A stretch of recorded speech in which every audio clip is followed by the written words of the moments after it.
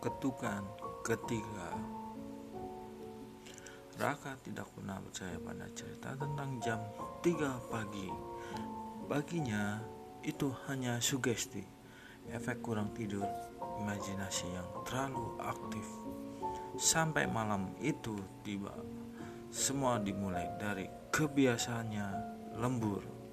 Sejak bekerja dari rumah, Raka sering menyelesaikan laporan hingga lewat tengah malam. Apartemennya berada di lantai 12. Tenang, terlalu tenang sampai hening. Malam itu tepat pukul 2.57. Ia menatap layar laptopnya, mata perih, kepala berat. Jam di sudut kanan layar berubah dari 2.59 jadi jam 3 pagi. Lampu ruangan tamu berkedip satu kali. Tep. Raka mendesak. Tekan listrik lagi. Umamnya. Lalu terdengar ketukan. Tok, tok, tok. Pelan, teratur. Dari pintu depan, Raka membeku. Siapa yang bertamu pukul 3 pagi? Pikirnya. Ia berdiri perlahan. Apartemennya tidak memiliki tetangga tepat di seberang, hanya dinding dan lorong sepanjang menuju liftnya. Ketukan itu terdengar lagi. Tok, tok, tok.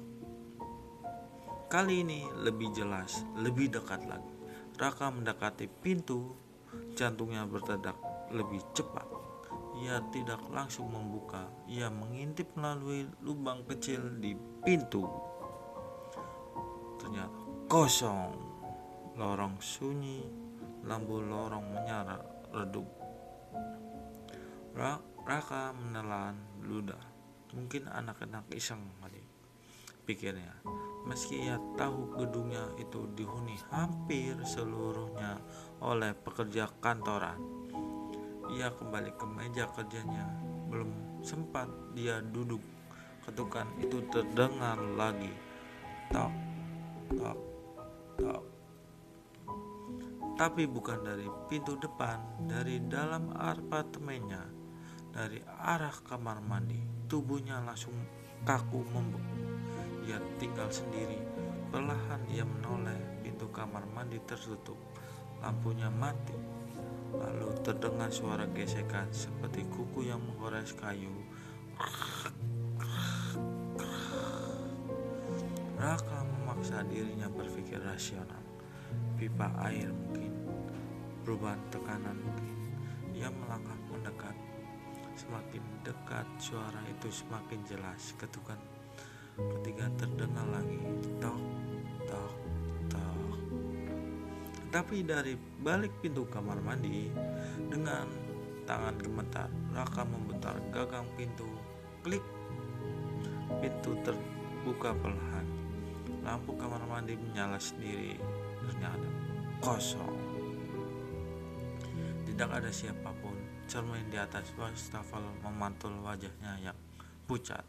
Ia tertawa kecil, memaksakan diri tenang. Cuma halusinasi, ya, bilangnya. Lalu ia melihat sesuatu di cermin di belakangnya. Bayangan hitam berdiri tepat di ambang pintu kamar mandi. Tapi saat ia berbalik tidak ada siapapun. Nafasnya memburu. Ia kembali menatap cermin. Bayangan itu masih ada, diam, tinggi, tidak memiliki wajah. Dan tepat di samping telinganya terdengar bisikan. Ketukan ketiga, kau buka. Lampu kamar mandi mati mendadak. Gelap total. 3 ketukan terakhir terdengar sangat dekat.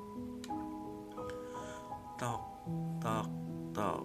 Kali ini dari dalam cermin. Keesokan paginya, tetangga Raka melaporkan bau tidak sedap dari apartemen lantai 12. Pintu ditemukan dalam keadaan terkunci dari dalam. Laptopnya masih menyala. Jam di layar berhenti di angka 3 pagi. Dan di cermin kamar mandi terdapat 3 bekas ketukan dari dalam kaca, seolah seseorang mencoba keluar. Tidak semua ketukan harus dijawab, karena pada pukul 3 pagi sesuatu mungkin sedang menunggu kamu membuka. Jika Anda ingin, saya bisa melanjutkan dengan jangan lupa like dan subscribe sesi kelam 3 pagi. Sampai jumpa di video selanjutnya.